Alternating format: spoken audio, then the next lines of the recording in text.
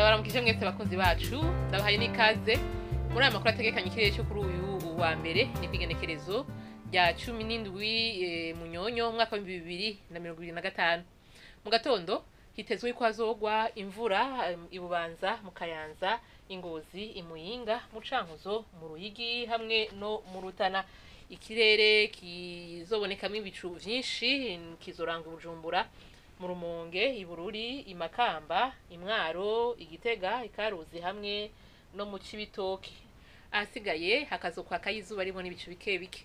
Ahazoba hakanye gusumba ahandi azoba ari Ingozi, mu Kayanza, Igitega hamwe n'Imwaro, aho ibipimo by'ubushuhe byaho bizobegera kuri -12°C.